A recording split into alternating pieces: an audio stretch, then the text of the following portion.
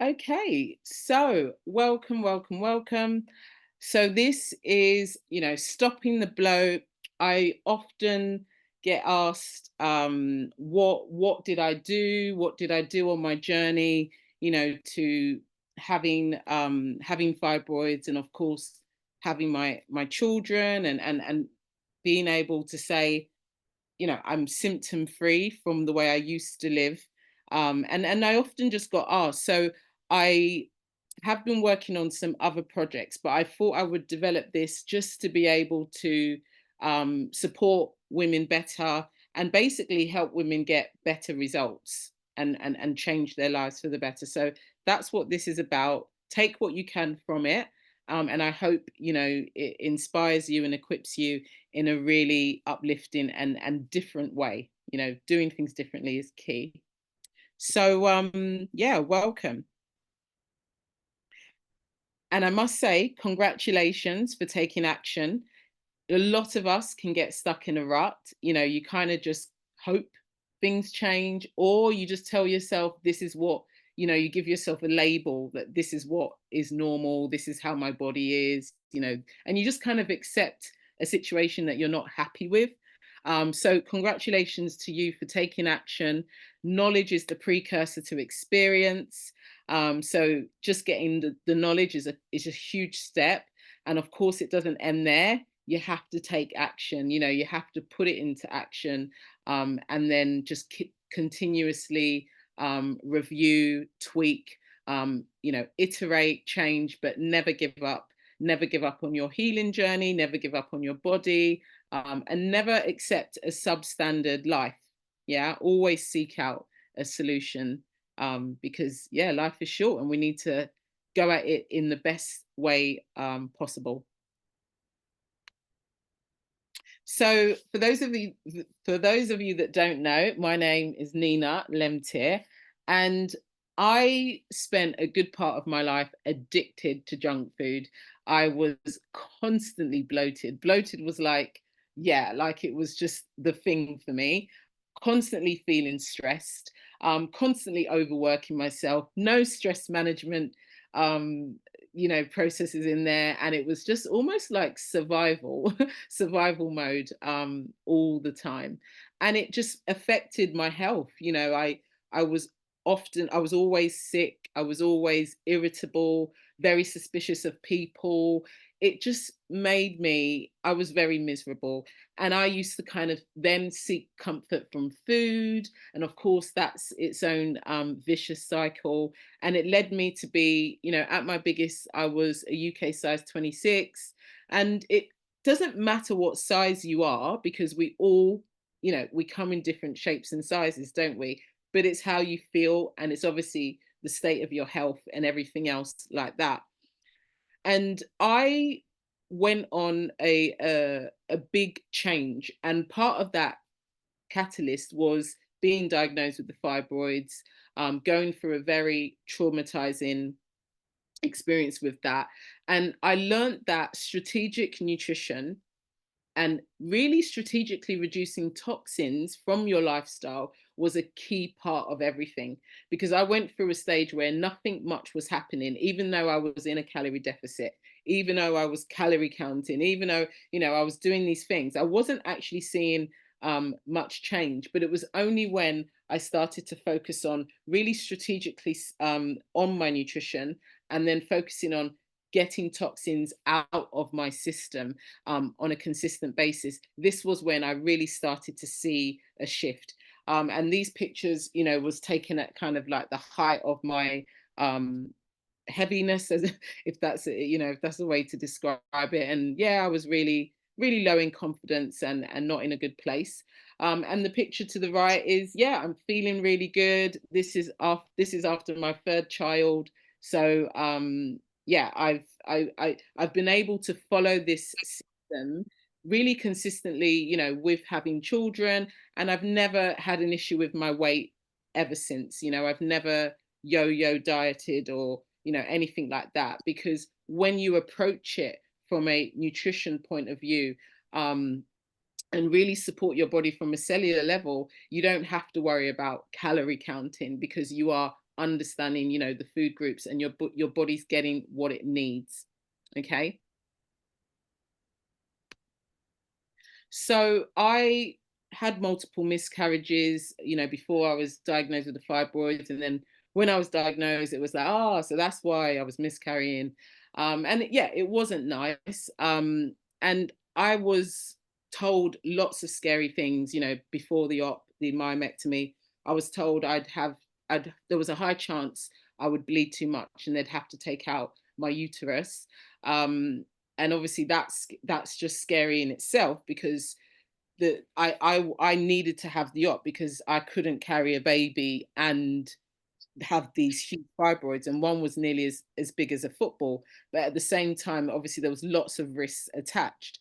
So I advocate for women all the time to really get informed on where, if you do have fibroids on this call, you know, where they are, um, and what's kind of impacting what organs and things. Because what I was able to do was I was able to push for them to take out the largest fibroids and then leave the rest of them. So it would cut the operating time, it would cut the procedure, and then that way I bled less.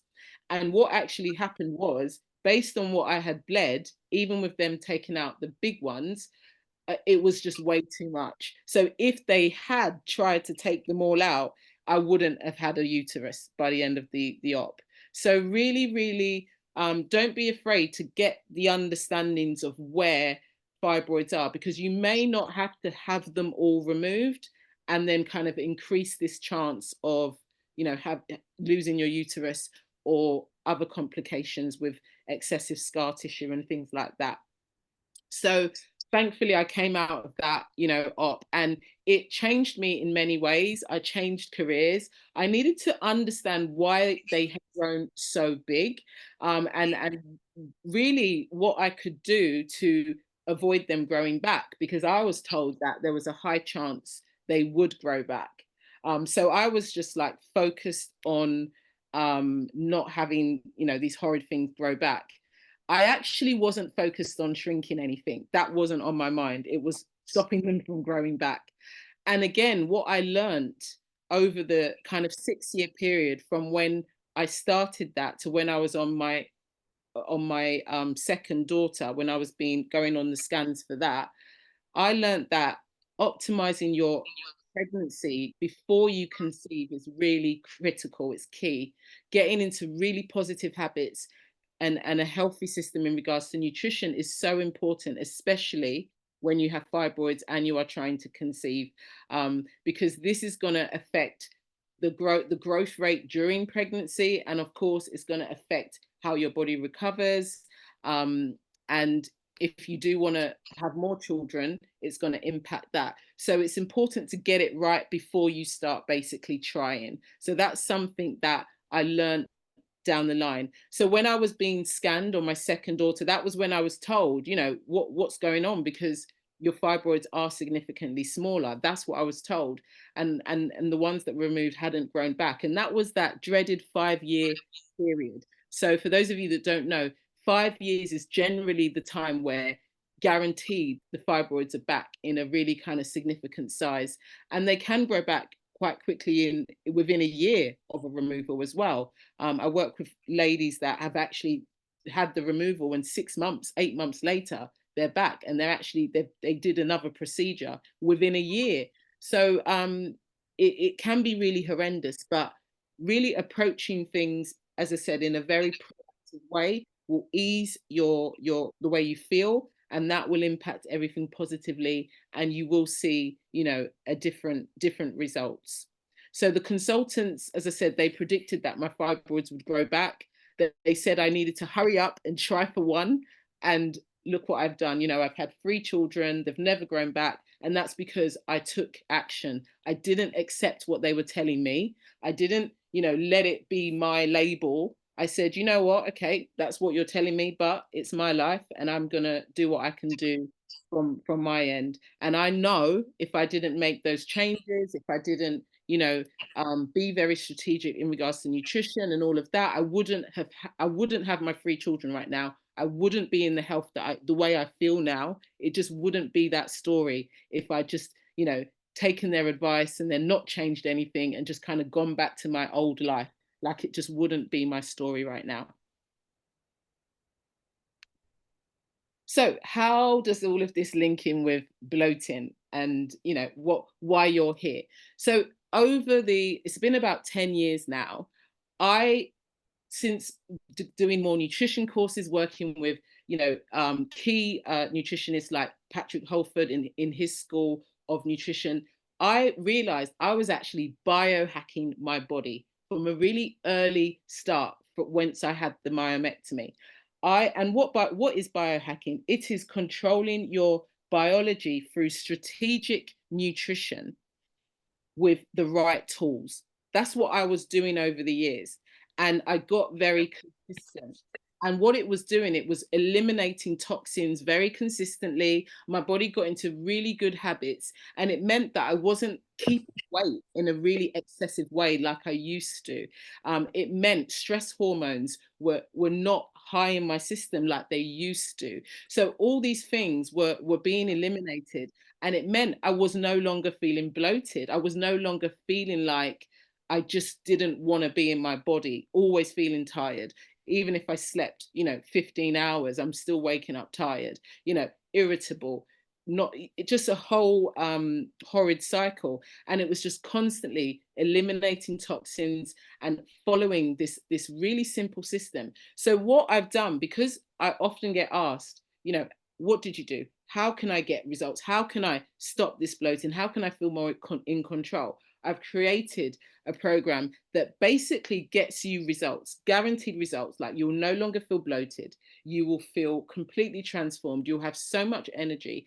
If you were carrying stubborn weight around your tummy midsection, you'll notice that also goes, and it will target the kind of the ecosystems of the fibroids, and it just cuts their food supply in a nutshell and what's supporting them. So it really hits so many nails on the head. And that program, has been launched, and I'm really, really excited to you are the first women that are aware of it now. So there's no other solution like this in the world. It's been tested, it's proven, and it's targeted. So you will get a whole new direction in regards to if you're constantly feeling bloated, or you're struggling with fibroid growth, or all those other horrid symptoms like heavy bleeding, constantly feeling tired, anemia creeping in, and all of that. We address all of that on the program.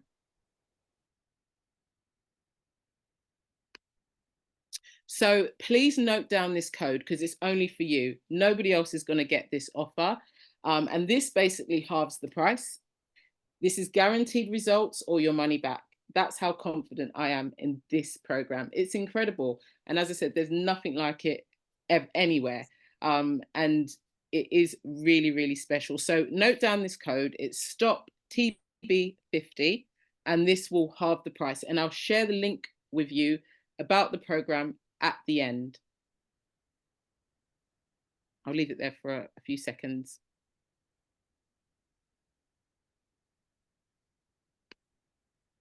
Okay, so let's get into why you're here. I want to go into the details and give you info that, again, you probably haven't come across it, because you generally only know this stuff when you really study, nutrition, and you go deeper. And that's going to be the first step. This is the 6-step transformational approach that is proven. When you apply all of this, even without my program, even without that, you will see a change, and you'll feel a lot better, and your awareness around these areas will help you and your loved ones. Okay, so the first step is going deeper into the understanding of your body. Okay, you may not know, but there are pathogens and bacteria that are fighting for space and food within you, right? Okay, they are fighting for space and food. So just as when you're eating and you need to obviously eat to nourish your body, you've got other bacterias and things that are also feeding off what you are consuming. And these pathogens and bacteria, they build up in our system over time. Okay, I want to give you this analogy. It's like an air fryer. if you've got an air fryer, I love my air fryer. I don't think there's a day I don't use it. And it's completely transformed how quickly, you can make healthy food and get dinner done. And with air fryers, if you don't clean it out regularly, what happens is you're going to have residue that builds up, obviously, from all the foods that you're cooking in it. And what will end up happening if you don't clean it regularly is though that residue will start to um, affect the food that you're trying to cook. It will essentially dirty it, and toxins will go on it, and it's just not going to be fresh food because of that residue. So you have to clean it out. You have to clean it out regularly to avoid that contamination. And I'm not going to name any names or embarrass anyone in my family or friends, but I've come across people that will put foil inside the air fryer to avoid having to clean it. And of course, that's not going to, how long can you do that for? Because eventually it's just going to get too dirty, and you're either just going to completely spoil it, or it's going to just get so dirty you're not going to really want to even put the foil in there. So that's obviously a lazy approach. You can't avoid not cleaning it. So that's like your body has residue building up you have residue building up, and what happens is it affects how you absorb nutrients, it affects the good food that you're eating, it affects expensive supplements you might have bought. I can't count how many times I speak to women and they say, I've bought this supplement, I've bought that supplement, but things are getting worse. I'm not seeing any changes. And it's literally down to this first step. It's because of the buildup. It's just not been cleaned out effectively. And, they might have done a juice fast. Juicing is very popular, but juicing is not going to cut it. Juicing is not going to get rid of these pathogens and bacteria and all these other things. It's just not. And a lot of juice diets actually contribute to the problem because the sugar feeds them, because you just get this high intake of sugar. So it's actually, this is the one of the key issues with consistent bloating and all those other negative impacts, belly weight, brain fog, headaches. You can't explain why you're having these headaches. You're drinking water, you're still having headaches. It's down to this first step. So that's the first one. The second is triggers. You have to identify what you're eating that's actually having a reaction to these pathogens, because that's what's happening. Your body is trying to process the food you're eating and trying to get the goodness from the supplements you're taking, trying to keep you going, and in this kind of, I don't want to say dirty environment, but compromised environment. And then you add something to it that literally just sends everything crazy. And then in the kind of worst scenario, you'll throw up or you'll have diarrhea. And that's where obviously your body's really just trying to get whatever it is you've had out of your body. So you have to identify what is triggering you. And there's something interesting that happens when you start to regularly target these pathogens and bacteria. What happens is, because you're depleting them, you're depleting the toxins, your body's able to function better. It's able to absorb the nutrients, not only from your food, but from supplements, and everything else is just more efficient. And then what happens is you get more sensitive to any foreign matter, any foreign thing that tries to get in your body to cause trouble. So for example, if I eat something that's been, let's say, cooked in dirty oil or fried in dirty oil, for example, almost immediately I'll taste it in my mouth. And if I've swallowed it, I will start to feel sick. And I can literally think, okay, there's something up with this. And if it's fried or if it's oily, then I know that, okay, it's probably the oil. The oil's probably dirty. But there was a time in my life where I would never have been able to pick that up. But now I can. And that's because of the journey that I've been taking my body on and how responsive my body is to these foreign bodies, these foreign things that come in and just cause a lot of trouble. Okay. So the way to do this is to start with set a time frame. The minimum time frame needs to be 30 days. Okay, that's the bare minimum. Ideally 60 days. But what you really want to aim for is 90 days, because this will give your body enough time to adapt, and it will give you enough time to also refine anything that you're unsure of. It's a really ideal time frame. Once you set the time frame, you have to put a commitment. Get somebody that you can be accountable to, give them, tell them about what you're doing, and then start to keep a food diary. You'll have to delayer a lot. You'll have to, it will seem quite boring in the first few weeks, but then you start to layer things back in, and obviously note down what you're cooking with and everything, and then track how your body's responding. So this is a good way to track any possible triggers in regards to how you're feeling. And it may not directly be you're bloated. It could be you just start to feel maybe a bit like lethargic, a bit sick, a bit gassy. Like it might not just be straight away your tummy's, your tummy's bloated, because that's the end result of other things that have happened. And then you're kind of seeing the bloat. So just you'd be now looking for all sorts of indications from your body that something's not quite right. So that's how you would address identifying triggers. The next is hydration. So hydration, often people think, okay, yeah, I'm drinking enough water. I drink loads of water.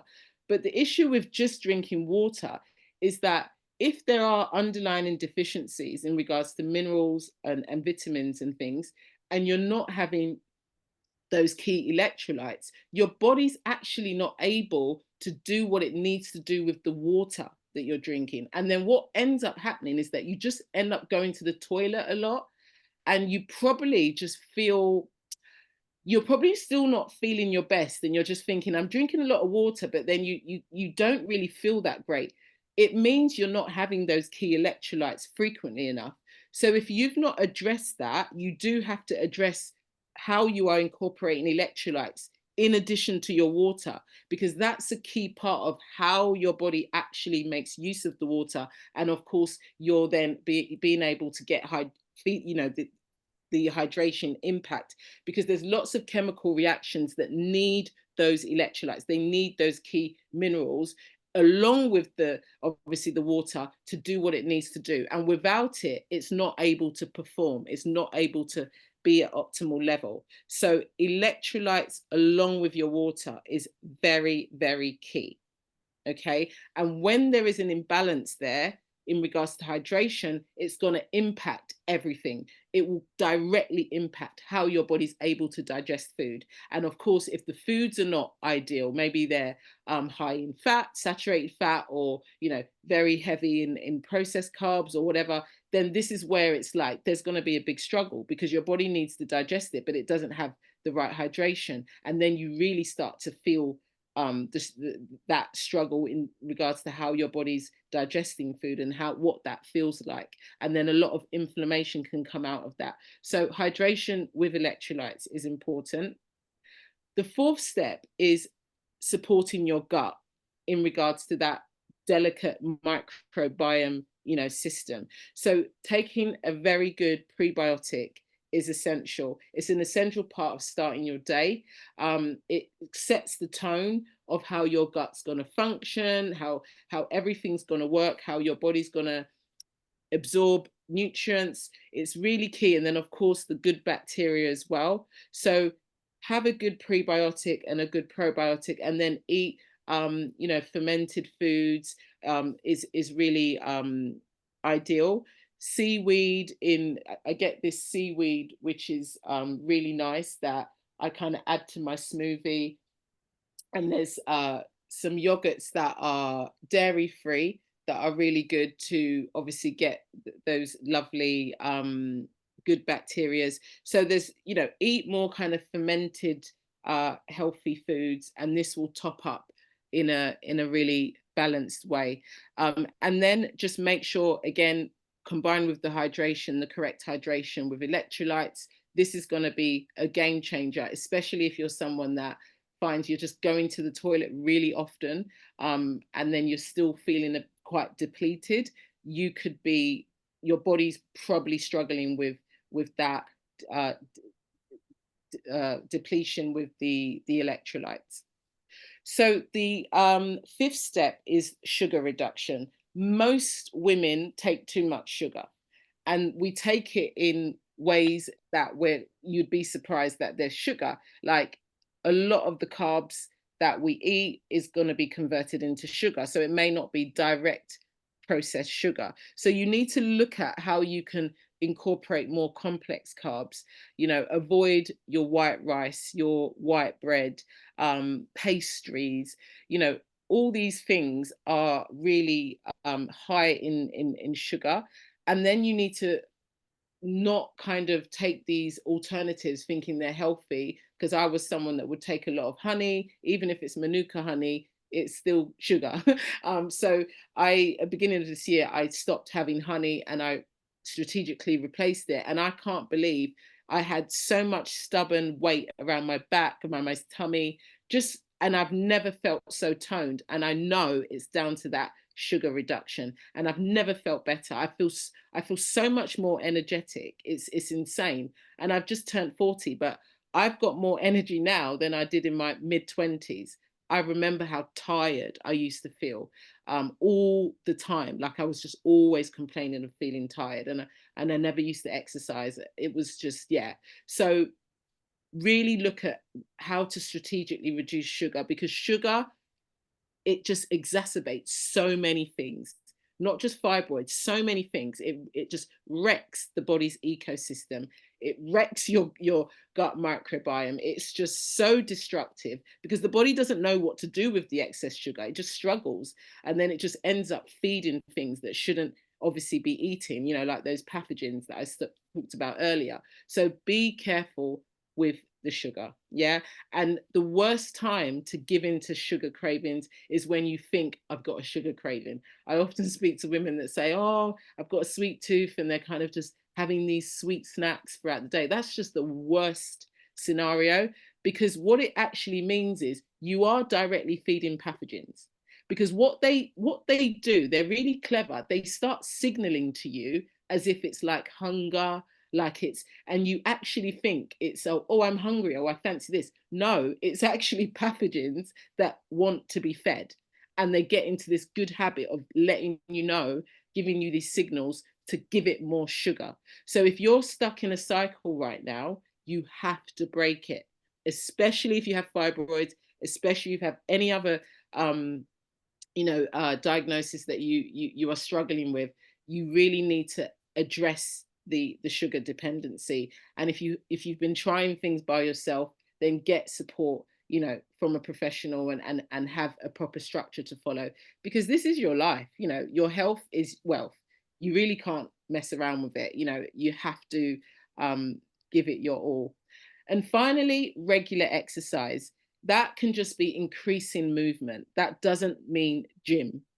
You do not have to go to the gym. You can just increase movement, incorporate it, 20 minutes here, have a walk, listen to some empowering affirmations, listen to some motivational. You'll feel transformed. I kid you not. And it's so powerful. Don't listen to music if it really doesn't put you on a certain level. I find that music, I realized that actually motivational videos and affirmations do so much more for me than music. Even though I love music, I just find that it does a lot more for me. So see what works for you. But what you want to be doing is getting those good feel good hormones released.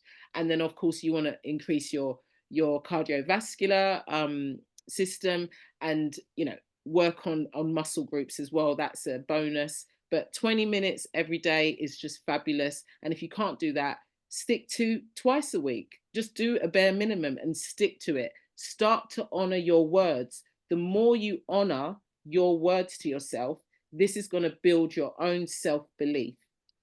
That's what's key. If you don't have self-belief in yourself, then you're going to start giving yourself labels. Oh, I can't do this. Oh, I struggle with this. That's you giving yourself labels because you're not sticking to your words. So start with something simple and just stick to it for a month, and then evaluate how you feel. You're going to feel really good. And then you might want to commit another day. If you can't, stick to that day and then see how you can do something that's completely different, that gets you meeting people, using your brain in a different way. Go on Eventbrite. There's so many free events in your local community that involve being active and just doing something. that's, you know, getting you out and about, and you will feel better. You will feel better from it, I promise you. So those are the 6 areas that if you address, not just one off, not in a sporadic way, consistently over at least a month, 30 days, give your body that time, and you address it, you're going to feel transformed. I kid you not. Even just 2 weeks of proper hydration, reducing that excess sugar, addressing those underlying pathogens and bacteria that have built up in your system,